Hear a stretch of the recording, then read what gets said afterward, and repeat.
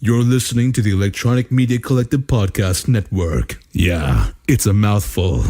For more great shows like the one you're about to enjoy, visit electronicmediacollective.com. And now, our feature presentation.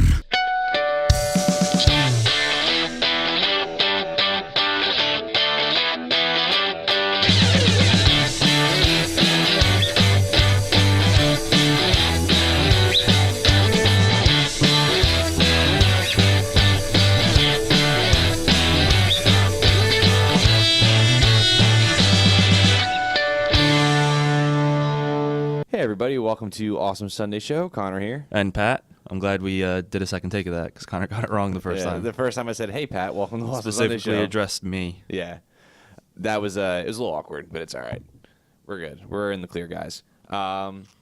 So Patrick, how you doing? I'm doing okay. Getting ready for the next 3 weeks. Are gonna be very, very busy work-wise. Unfortunately. Same. Yeah, it's we work in retail, so we don't have a lot of time around the holidays. Yeah, I'm gonna have very small of a social life, but don't worry, we won't let you guys down. Absolutely we'll still do not. the podcast. Oh yeah, no. Even if it's just even if we have to take a break from doing twice a week episodes, just doing once, we will do it. We will do it. We will. I don't want to take a break from doing twice a week episodes because there's a lot to cover, and there's a lot of topics. There's a lot of people. I know, especially because a certain movie is coming out next week, or this week actually. Yeah, we're seeing it Friday, Thursday night. Thursday night at 9:30. We're not gonna tell you what it is because you should know. No, yeah, you should know. Sorry, we're going, but So, Pat, I think it's time for before we get into our topic, which is probably pretty obvious at this point, considering it's Sunday and what we're going to talk about and what dropped earlier this week on Jimmy Kimmel. But we'll get to that soon. Pat, what time is it? Dead ass report time. It is time for Dead Ass Report. Would you like to go first this week? Sure, why not? So the J.J. Abrams produced God Particle film has been pushed back to October of next year and will now be a third Cloverfield movie, which is tentatively titled Cloverfield Movie. Almost positive that'll change. Cloverfield will probably be in the title, but I don't think it's just going to be Cloverfield Movie. No. It's going to be something like clever. Like, they did 10 Cloverfield Lane. Yeah. And, It'll be something along those lines. yeah, a field of clovers. Cloverfield of Dreams. Yeah. That's what it should be, Cloverfield of Dreams. Starring Kevin Costner. Or it should be Cloverfield of Dreams, and it's like a surreal story on Kevin Costner, played by Kevin Spacey. I would watch that. That would be a great movie. I would definitely watch that. Other news, Hacksaw Ridge, Mel Gibson's latest movie, will receive war drama, swept the Australian Academy of Cinema and Television Awards, which is like their Oscars. It won in the 5 major categories, or 5 of the 6 major categories, or something like that, which is impressive. Pretty damn impressive. Wonder if he's going to get any Oscar noms and how much. I wouldn't be surprised if there's some Oscar noms towards that movie. I still haven't seen it. I haven't seen it yet. Yeah. I finally saw Hell or High Water, which I highly recommend. I have The Nice Guys on DVD that I from Redbox. I got to watch that tonight or tomorrow. Lights Out was great. I'm trying to catch up on my movies now this year, and I definitely want to get around Hacksaw Ridge soon. Yeah, there's a bunch I still have to see. But I plan on, much like last year, knocking them all out right up until the last minute before the Academy Awards is what I did last year. It's a lot of fun, too, because you can kind of avoid the wave of hype around a certain film, and you can just watch them all as is, and just vary your opinions from there, and not from months of anticipation or from waiting between movies. So you just let it all pass. Yeah, like one giant shit. Yeah. All right. Great way to start off Awesome Sunday Show. Next, Walton Goggins of Hateful Eight and Justified fame is going to be the villain in the Tomb Raider reboot movie, which is great because that guy is talented as fuck, and I hope he keeps getting bigger and bigger roles. Who asked for a Tomb Raider reboot movie? I guess the people who kept buying the video games, the newer games, which are really good. But... Who asked for a lot of reboots? Think about it this way. True. How many reboots that nobody wanted have been made? And sometimes they turn out surprisingly well. Yeah. Hopefully, this one does. Yeah. When I heard about the Jungle Book live action remake, I was not thrilled. And it was one of the best movies of the year. It was one of the best movies of the year. I'll give it that.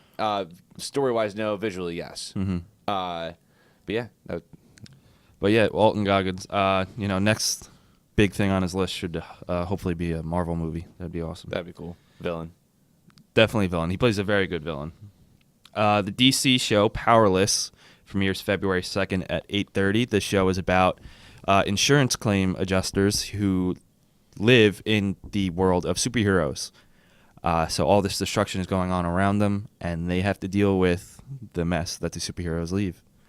Think like Man of Steel level destruction, and how shitty it must have been for all those people who worked in insurance. Yeah, there's a lot of good leads there, though.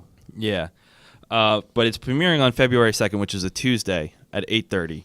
But then the week starting after that, the second episode it's going to be on Thursday nights. Is there any trailers or anything for the show? There was a Comic-Con one. Yeah, I didn't see it. I would love to. It was not impressive, but it was very short. What's the tone of the show? Comedy, workplace Oh, comedy. really? I would love to see like insurance salesmen in a world of comic book superheroes, like selling selling insurance, obviously, for damages caused by superheroes. But like, I would love to see it like a Glengarry Glen Ross like drama. Yeah, it's not too bad. But it's got a pretty solid cast. I'll give them that. Vanessa Hudgens, Danny Pudi, Alan Tudyk, Christina Kirk, Ron Funches, Kate McCucci, and Josh Fadim are all going to be the leads in it. I'm specifically excited for Danny Pudi, Alan Tudyk, and Ron Funches. I think they're fantastic. But yeah, I don't know why they decided to premiere it on a Tuesday and then switch it to a Thursday. I think that's a bad idea, especially because it's premiering at 8:30 on Tuesday. The Flash starts at 8. Yeah. And then it's going to lead into Legends of Tomorrow, which is going to be on Tuesdays when it comes back from their mid-season finale. The mid-season break will be on at 9. So it's competing against the middle to beginning of both of those two shows for their premiere episode, which I think is a stupid idea.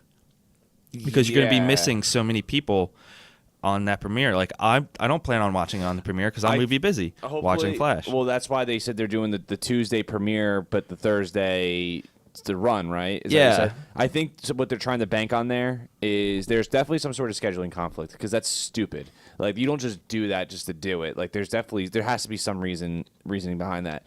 What I'm guessing too is they're trying to bank on like the streamers, like the Hulu and like the on-demand people and like all that. Like, could be, but you want ratings first, then streamers. You want ratings first, but you're just like, I think that's what I think is what's behind it. I think it's just because, which has been proven time and time again, the executives at NBC are out of touch, and they always fuck over a lot of good shows.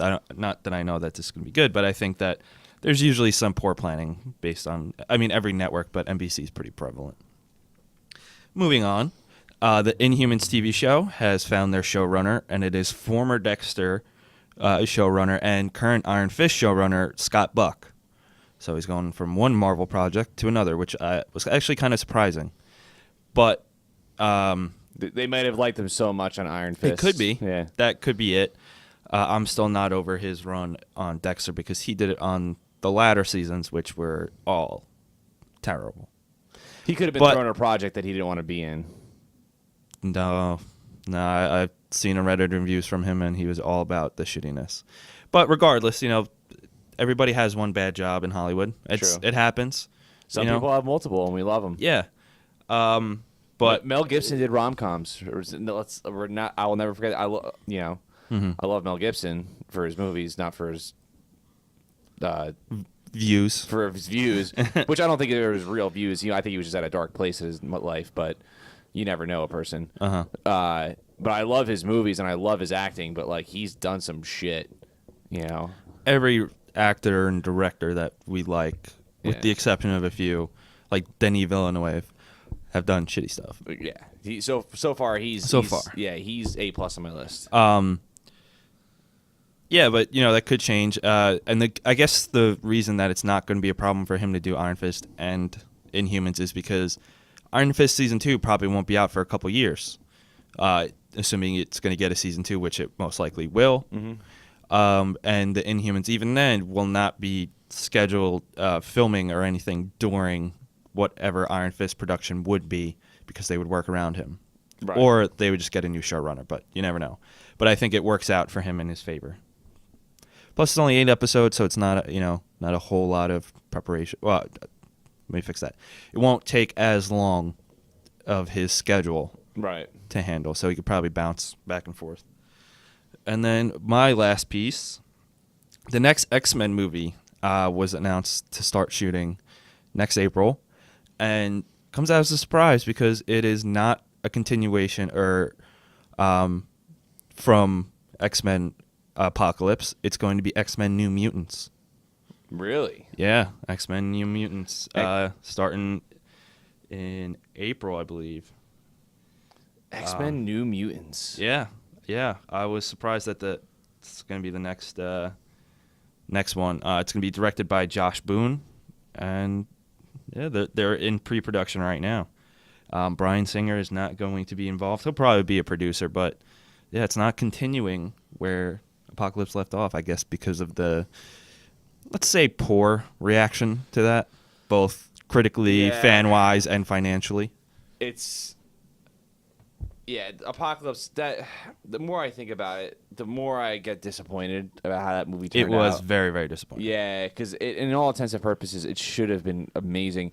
It's incredible how Bryan Singer did something so well, even though X-Men Days of Future Past is kind of like X-Men 3 in the way it changes everything, almost kind of like in the same 3-act structure, but just with time travel instead.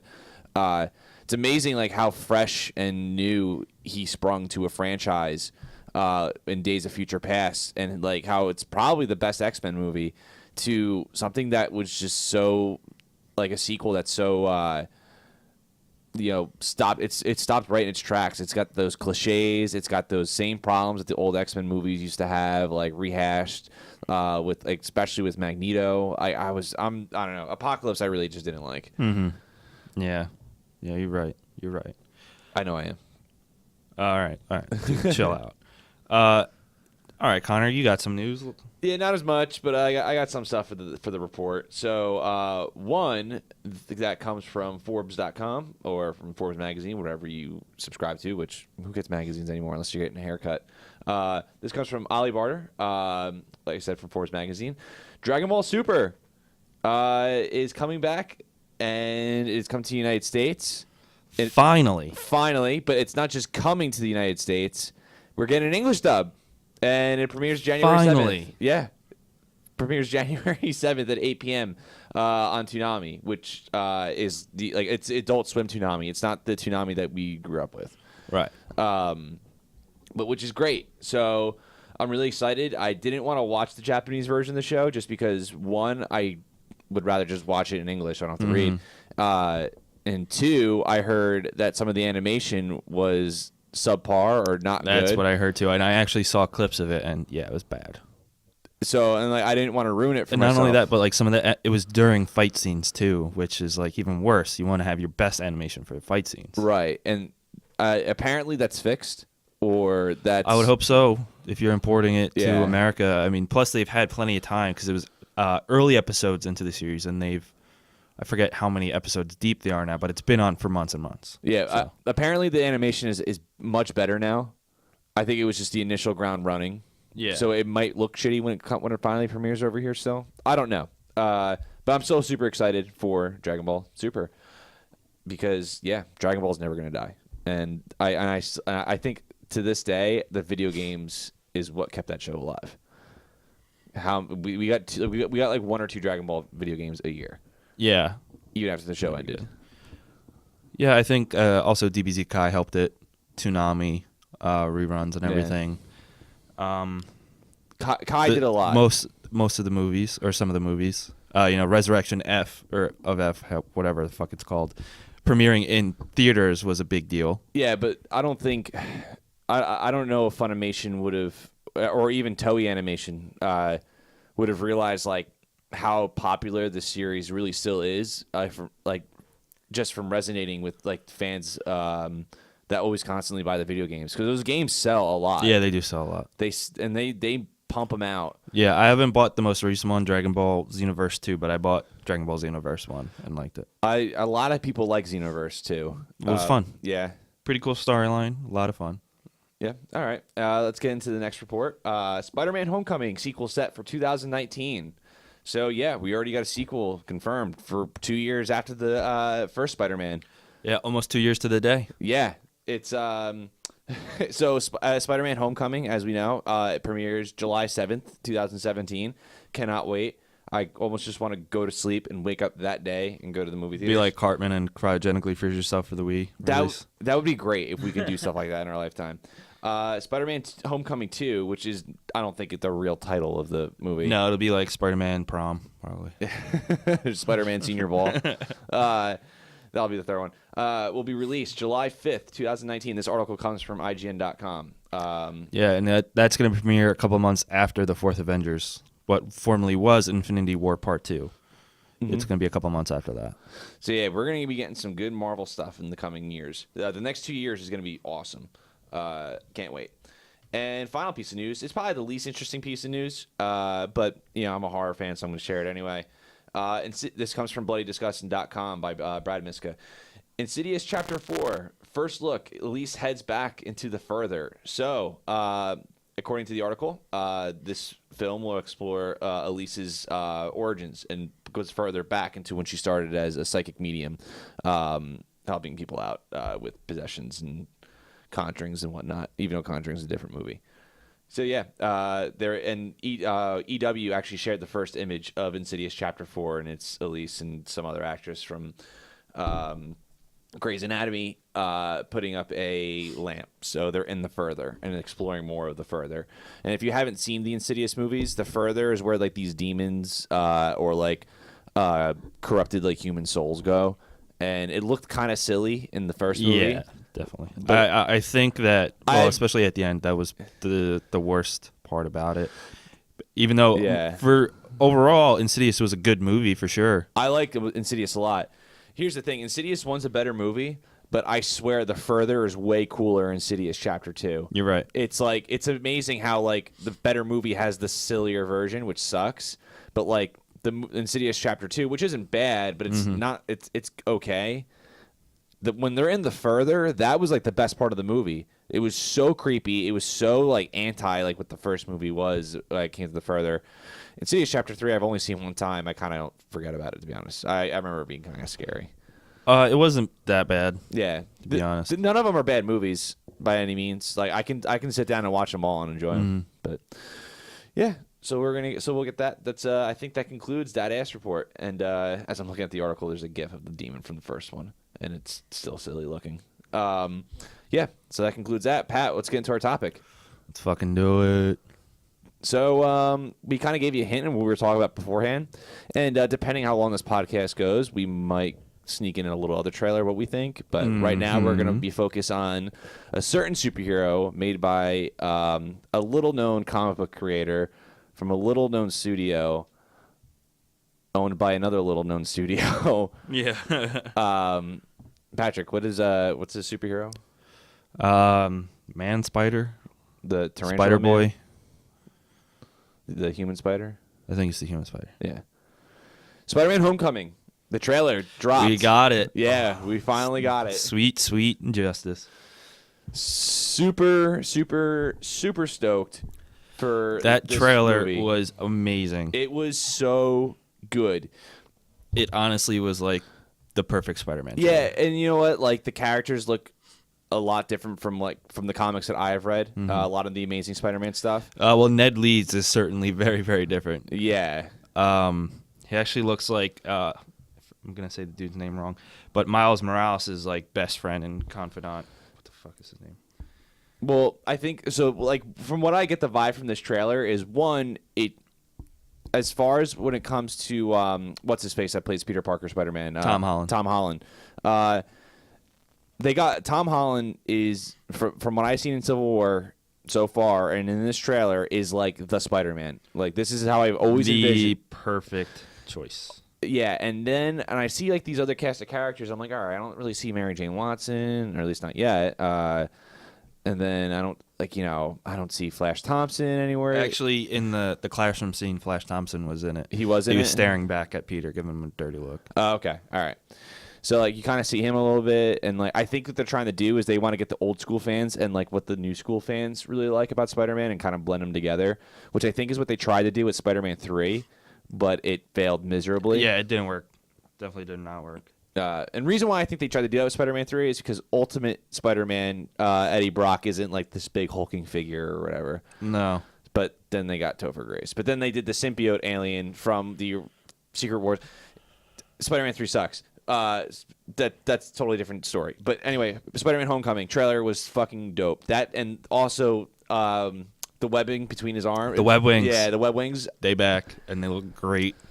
It's the first time we're going to see them in the movies. Yeah. It was previously done on one of the Spider-Man animated shows. I don't remember which one. Spectacular Spider-Man. Is it? All right, Yeah. Spectacular Spider-Man. But other than that, you very rarely have seen it outside of the comics. Even over the comics, in the last however many years, they haven't really been around. Yeah.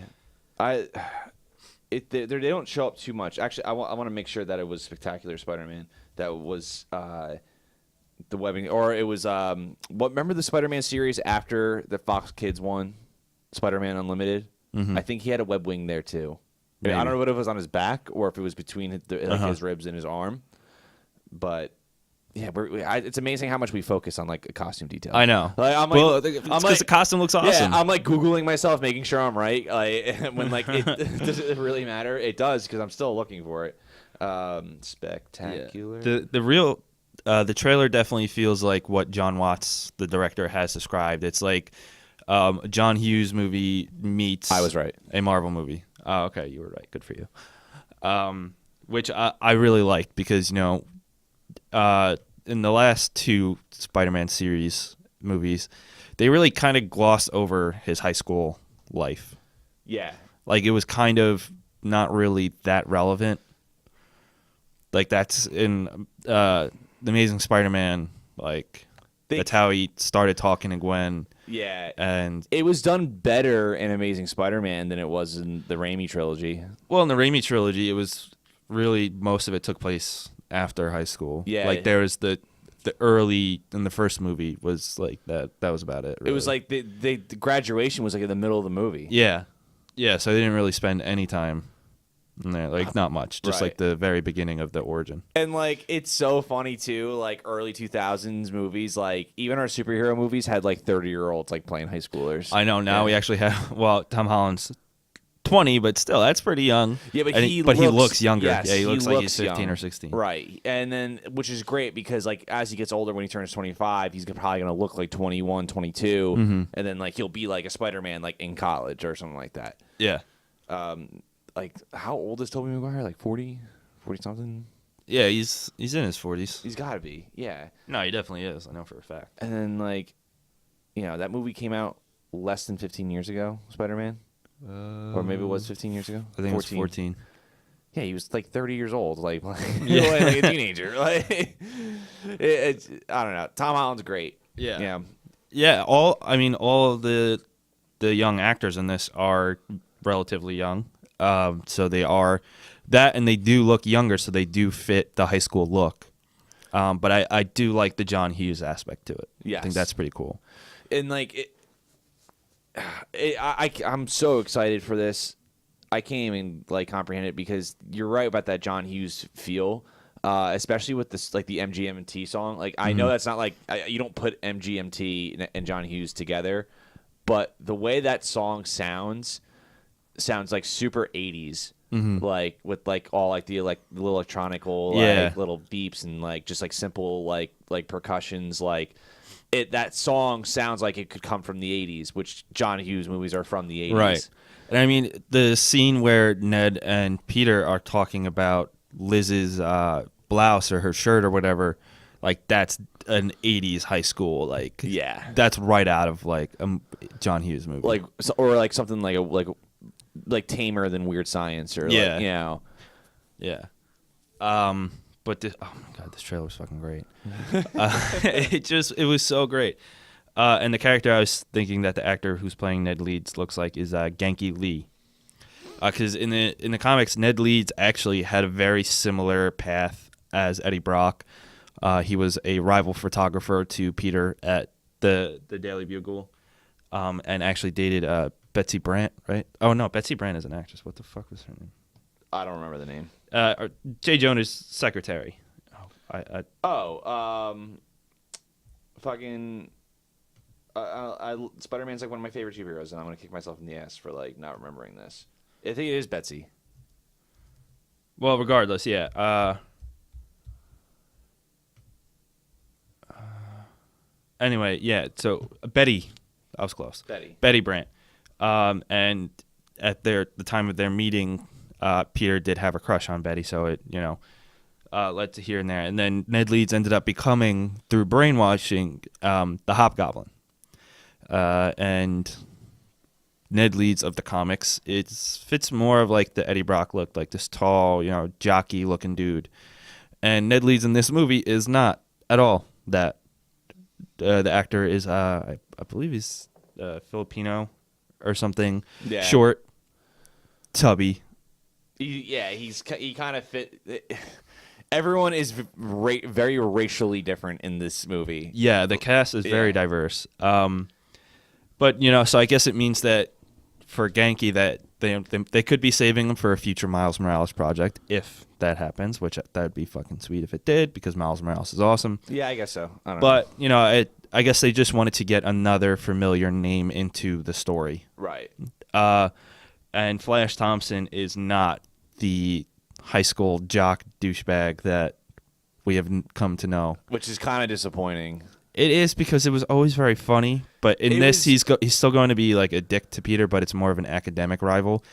But it's played by he's being played by Tony Revolori, who was the bellhop in the Grand Budapest Hotel, which is like pretty much what he's known for. Really? Yeah. That guy? That guy. Why did I never realize that? I don't know. That kind of like throws me off a little bit. Like the trailer's still great, and I'm still super excited for this movie. But like I don't know. Like I loved how over the top and Flash Thompson like was, and not just the movies, but also in the comics too. Yeah. He doesn't say it, but like he's like the butthead. Yeah, bully. that's what he is. Butthead, like he's that guy. And so I'm not expecting Flash Thompson to become Agent Venom in the Spider-Man series. Yeah, that's kind of what I'm like going towards. Like, is that like he's supposed to be like fucking like, but later on in life, Flash being the football player and like the athlete that was like the bully, and Peter being the smart one. It's amazing that Peter actually became the much more athletic because he's obviously a superhero. But Flash Thompson, him and Flash become friends later on in life. Yeah. So like it kind of shows like the two opposites that come together like for certain periods of time. So that's why it's kind of like I'm not super thrilled about this choice, but it could change my opinion in the movie.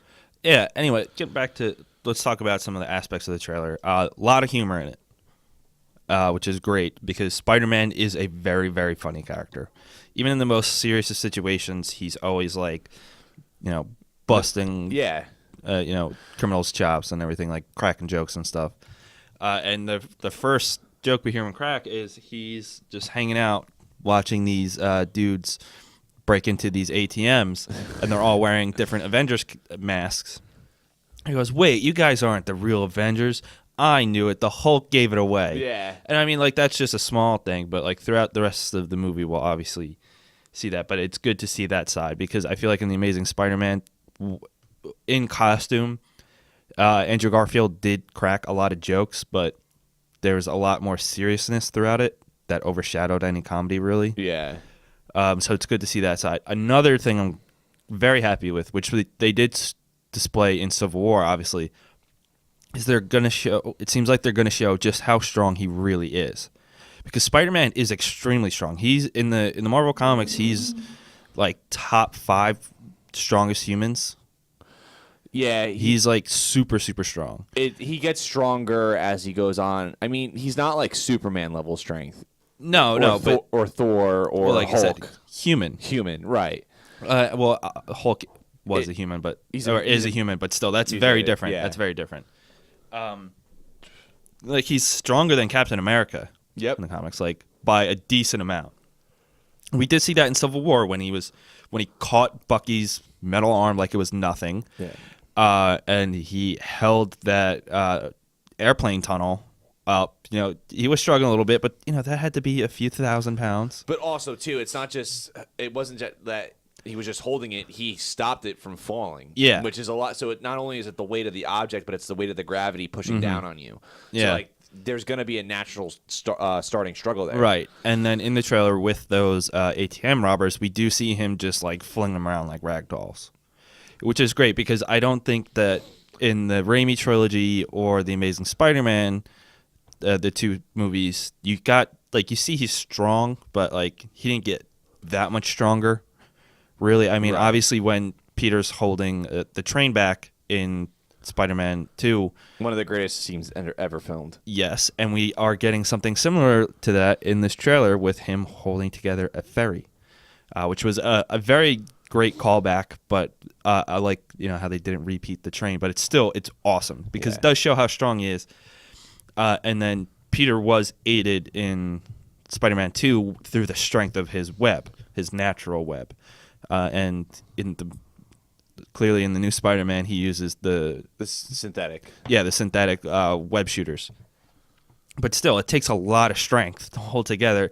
Well, to stop a speeding train and then to hold together this massive ferry. I don't know if you've ever been on or have seen like the New York ferry, Staten Island ferry, or anything. They're huge. They're big boats. Yeah. Like they're like yacht or bigger size. Oh, like, I mean, they're big. I've never been on one. Yeah, well, they're huge. So it takes a lot of strength, especially for a 15-year-old kid. Granted, regardless of power or not. Is he 15 in this movie?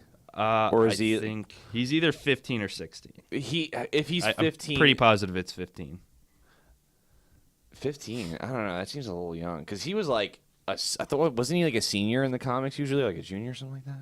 I don't know, but they do want to keep him in high school for multiple movies, so he's probably like a freshman or sophomore year in high school. Yeah, at sophomore at the latest. But yeah, I'm pretty sure he's 15. Oh yeah, he's 15.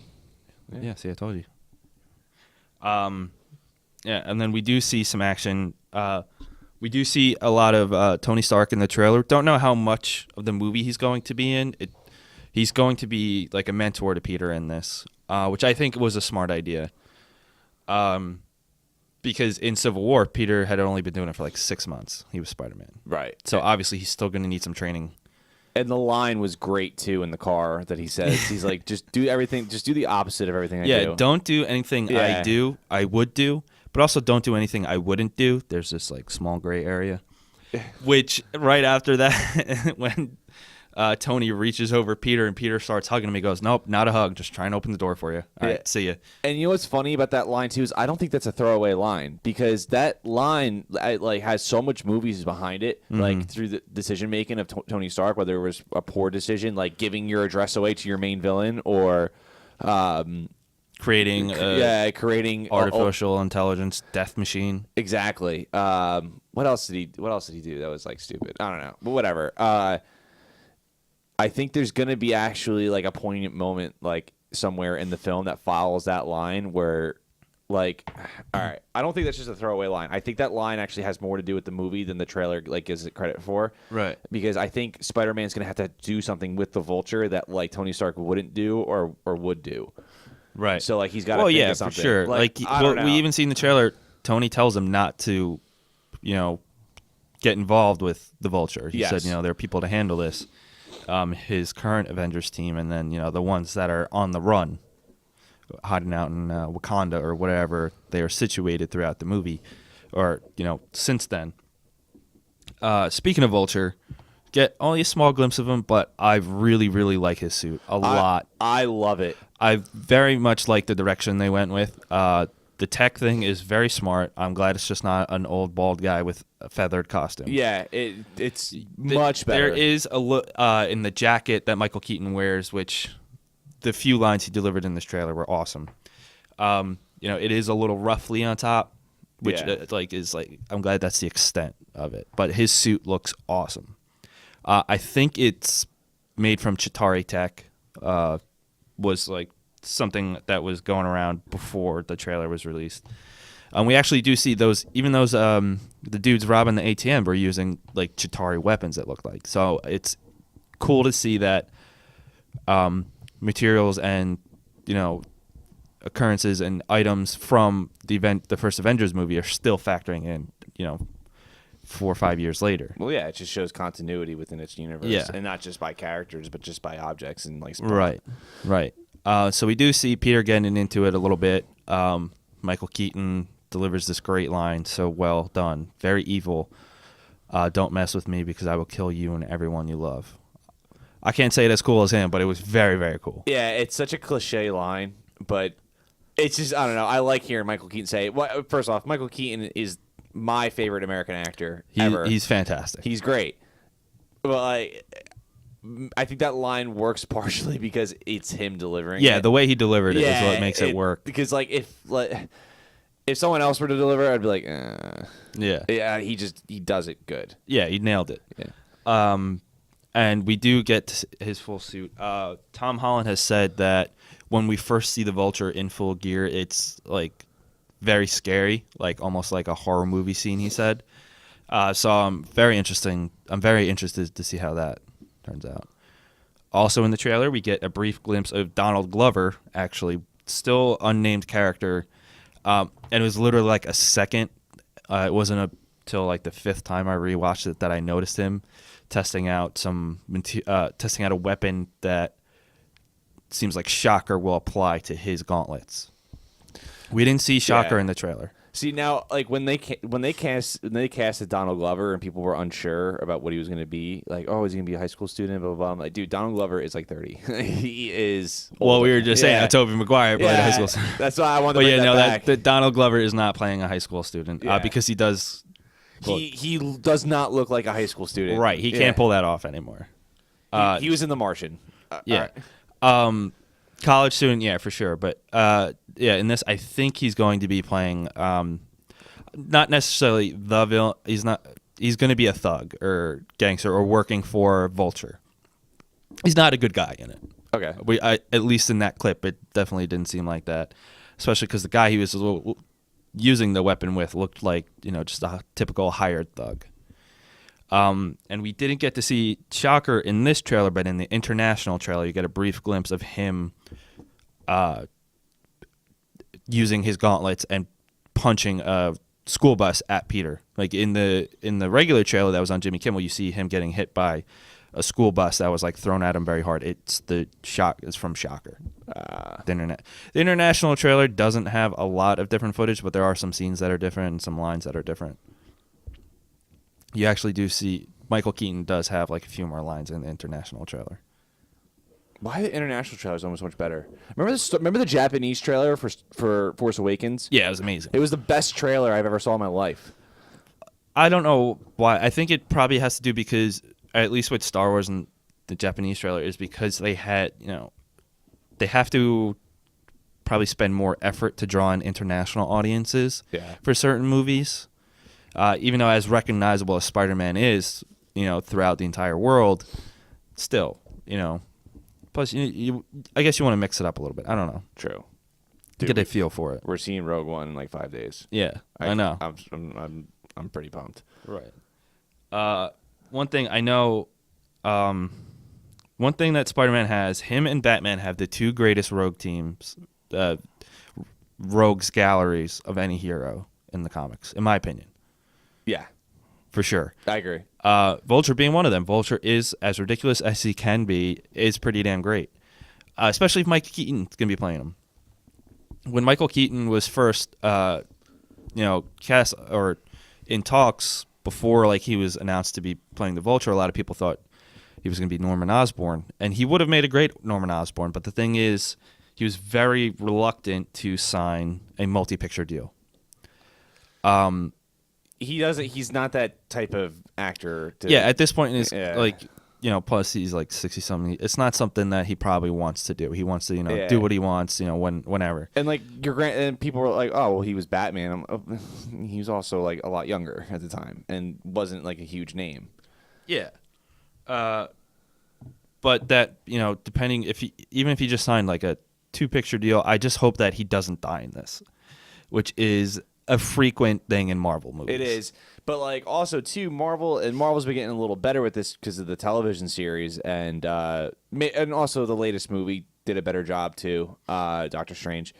Marvel had a villain problem, but I think Spider-Man is going to be, like, a resurgence of... I really, really hope so. Because, Yeah. first of all, I want to see Michael Keaton come back, if he wants to. I want to see Michael Keaton like everything. Yeah.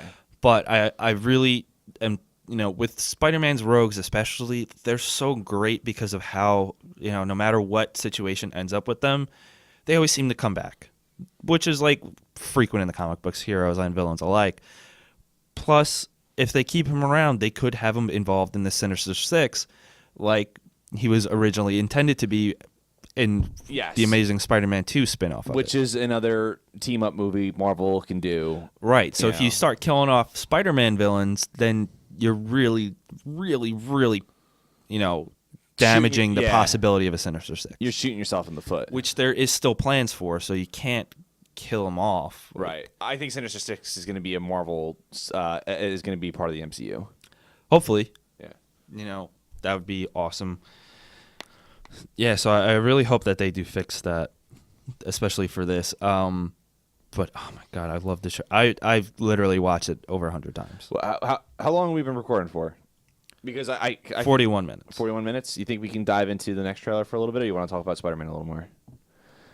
Do you have anything else to say? It just looks fucking sick. I don't know what else to say. I love the scenes. I love when he jumps over the helicopter. His suit's great. July 7th. Please come now. All right. So do you want to talk about the next trailer for a couple minutes then? Yeah, sure. Let's do it. All right, cool. So the next trailer that I wanted to talk about, just because I really like these movies, and I'm really excited for the third one, and the movie is War for the Planet of the Apes. The first movie, Rise of the Planet of the Apes, is okay. I liked it. It's a good movie. The second one was much better, but I still liked it a lot. All right, I shouldn't say okay. It's like a solid 7 out of 10. The first movie. It's entertaining. The second movie is like a 9.5 out of 10 for me. Dawn Planet of the Apes. That's a movie that I was like that. I'm pissed that it's the second movie, not the first movie. Like I wish they started off with that movie because you didn't need to really see the first movie to understand the second movie at all.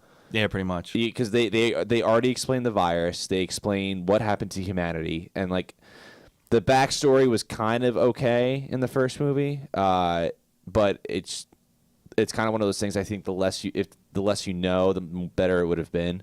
And I think the second movie like did a better approach to that. I almost suggest don't even see the first movie, even though it's not a bad movie at all. See it. No, but like the second one is so good on its own that you don't need to see the first one. See it. But there still is plenty of background in the first one. Right. The first movie's good. It's a solid. Don't listen to Connor. See them both. It's a good movie. It's just it pales in comparison to the second one. That's just the point I want to make. You don't have to see the first one. This movie, War, looks like the second movie in a trilogy, but it's the third movie in a trilogy because it's the war starting between the apes and the humans.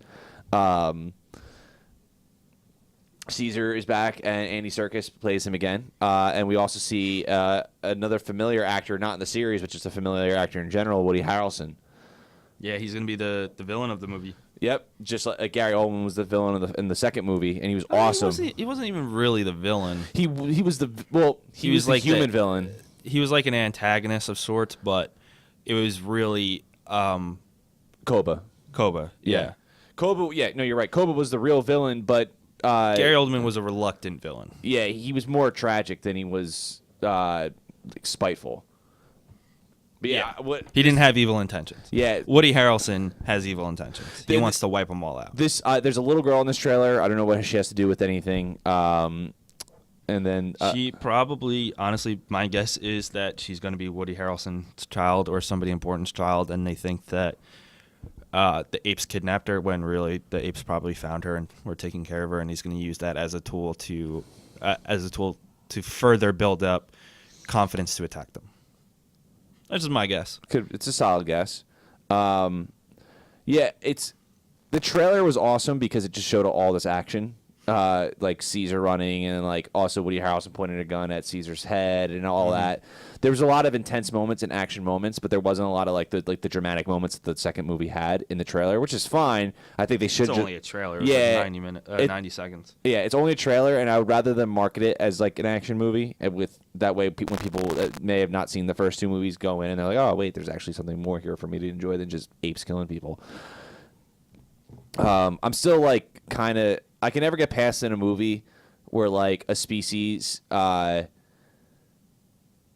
like clearly is outmatched like technologically, like but I guess it's just the strength of the apes in general compared to the humans.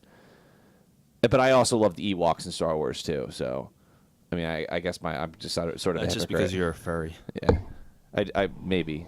I mean, I've seen your history, but yeah, I guess it's weird.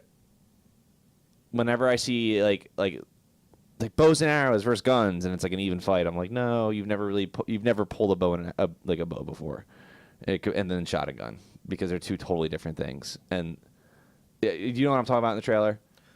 Yeah, but also the apes do use machine guns. They do.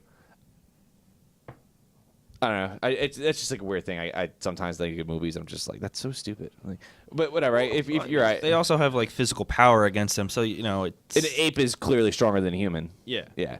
No, good point. I don't know. What did you really like about this trailer? I really like how Caesar's carrying himself. First, going to the scene where Woody Harrelson has a gun to his head, and Caesar's just like, do it, just do it. Like, shows like Caesar is a badass. He is badass. He has compassion, but he is a bad motherfucker. Well, he's a leader. Yeah. Yeah, he's certainly a leader. He's smart, but he is ferocious when he needs to be, and he will not back down in order to protect his kind. Mm-hmm. They are his kind, even though he was raised by a human. Right. And you know what? Well, I mean, they are biologically his kind, but you know, he even says like he did not want the war. Like, he wants the apes to live in peace, and the humans are, you know, coming to them with war. You know, granted, in the first movie, that the apes do go on a rampage through San Francisco, but that is because they were being targeted and attacked. Not that it's any justification, but that was like the real only sign of the apes showing aggression first. In the second one, it was not by choice. They were doing it to protect themselves because they had prior interactions with humans that they felt threatened. And then there were some trigger-happy humans that were there in the expedition to find the power plant. And then you had Koba turning on them. Mm-hmm. And now in this one, it's Woody Harrelson declaring all-out war against them, with a big military behind him in this one. And a beard. Like, he looks like Jesse Ventura in Predator. Yeah, and you know what? He's got some crazy eyes in this trailer. Oh, yeah. He's got those Woody Harrelson, like, hey, I haven't smoked weed in 6 weeks because of this movie shoot. He's got some crazy eyes, like, this guy's going to do some shit. Yeah. Type of eyes. But I think the trailer looks awesome. It really is a great trailer. Got me very excited. I'm very excited for the movie. It actually comes out a week after Spider-Man. July 14th.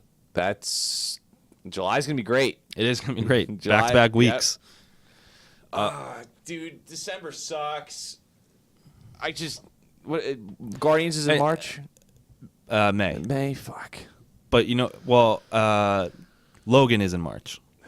So we have that. Yeah. But the real reason December sucks, other than it's because, like, all these great movies are in limited releases Christmas Day, just so they can get in for Oscar contention, which does suck because usually those limited releases are limited to areas not around us. And also, too, like, yeah, I'm saying December sucks. But there is a lull. Yeah, there is. In major releases. Even though, like, a movie like Hell or High Water, which didn't come out in December, but I watched it in December, you know, that movie is a better movie than Doctor Strange. Even though I was way more excited for Doctor Strange, it's just because that you could be way more excited for other movies, Yeah. but you can't deny when a movie is a better made movie. You could enjoy enjoy one more than the other, but you could admit when a movie is a better made movie. Yeah, that's very true. And then that's Arrival was like I was most excited for Force Awakens last year, and I loved the shit out of it. But I admit that it was not the best movie of last year. it wasn't. Yeah, it's probably definitely my wasn't. third or fourth. For me. There were much better movies in it last year. Creed? Not that I necessarily liked the better movies more than Force Awakens, but like Creed, Mad Max was a better movie. I think Creed was probably the best made movie of last year, in my opinion. I remember you admitted something to me, and I've been saying this since I hope this is good. Let's see. Yeah. I know. All right, Yeah. it's not a bad thing. Never mind. Yeah, it's a good thing, and because I've been saying this since I watched the fucking movie, that Creed is the best Rocky movie ever made. Yeah, initially I wasn't sure, and I still gave the slight edge to Rocky, but upon rewatching Creed, you're right. I do agree. Yeah. I can concede now that Creed is the best. Listen, Rocky will always have that nostalgic. Rocky is a classic movie. Still one of the greatest sports movies of all time. Yeah, it's my favorite It was my favorite boxing movie. It's classic. It's got heartfelt scenes in it. It's got scenes of tragedy. It's got scenes of, where you feel sorry for the character, but then you love seeing them rise against, and then you hate the villain. It's an amazing underdog story. Yeah, but what I really like about what I really liked about Creed was, even though Rocky, the main difference between Creed, I know this is a totally different topic from what we're normally talking about, but I just want to get this point out there. Because I do think Creed is a better movie. Even though Rocky had the solid villain to go towards, to fight against, which was Apollo Creed, who was this commanding figure, he was a showman, he was the champion, so you had to rise above that. Whereas Michael B. Jordan, he had someone to beat in the end, and I've heard people criticize it, there was nobody for him to go up against, really. That was interesting, but it was more it was a personal struggle for him. He was going up against himself. He was going up against a legacy. He was going up against being known only as Apollo Creed's son, and having to live up to that when he really just wanted to forge his own legacy, forge his own path. And he did that, and that's what he had to conquer. That's what the problem was in that one. Not against the movie. That is what his struggle was. He didn't. Granted, that was the problem you wanted to see him go. Granted, he did have to fight that douchebag boxer, but that wasn't from the outset of the movie. That's not what his struggle was against. Yeah. It was a different focus in a different area that took the series in such a new direction that I had never saw before. Yeah, and I think that the people complaining about that probably don't realize that. Well, you see it a little bit in Rocky V, but Rocky V sucks. Yeah. But, all right. I don't know. Planet of the Apes trailer was pretty sweet. Yeah. It's been a great couple weeks for trailers. The second Guardians 2 trailer was awesome. Spider-Man trailer was fan-fucking-tastic. War of the Planet of the Apes trailer was awesome. Yeah. They're all sick. They're sick, bro. Fucking sick. Yeah. All right. Anything else, Pat, or should we conclude this episode? What are we at right now? 55 minutes? Yeah, 53. Okay. But Connor finally recorded a new Awesome Sun couch review. Yeah. Sorry. It's coming out either Monday or Tuesday. I'll have it. It's done. I just got to upload it. You've just been slacking. But no, it's finally back. Well, I didn't want to upload it too early because I just wanted to make sure everything was okay, and then I didn't want to upload it Saturday or Sunday, right on top of the show. It's fine. So either tomorrow or Tuesday. But yeah, it's back. It's officially part of the Awesome Sunday Show channel now. No separate couch review channel. Nah. You can find all of the couch review episodes on our Awesome Sunday Show channel. But yeah, expect the couch review to be back. You expect one for Rogue One. Oh yeah, that's right. Mm-hmm. And then if you have suggestions of movies you want to see a couch review on, send them our way. Yeah, we got to really prepare for Rogue One because we're probably gonna have to do Awesome Sunday Show and couch review on Rogue One. No, we will be doing. Yeah, we're not probably going to have to be doing. Well, I'm talking about the same night. Oh, that's fine. Hopefully. But guys, thank you for listening as always. We do appreciate it, of course. Remember to like, share, comment, subscribe on YouTube. Download and rate us on iTunes, Google Play, Podbean, Stitcher. the internet. Just we're on the internet. We're on the internet. Yeah, wherever you can find a podcast, all the major ones we're on. So definitely do that. Remember to like us on Facebook, facebook.com/Awesome Sunday Show. Invite all of your friends to like us too, because, that'd be nice. Yeah. Follow us on Twitter as well at Awesome Sun Show. Yes. You can follow us on Instagram at Awesome Sunday Show. And you can also follow us on Snapchat, which we don't really use. We probably use it like 3 times, but it's Awesome Sunday. Yeah, Awesome Sunday. And we should start using it more, I think. We should. Yeah. I don't know. It's kind of annoying. Yeah. You can follow me on Twitter at RickPatMick. I'm at Lesson Connor. And you guys have a great Sunday. Yeah, peace.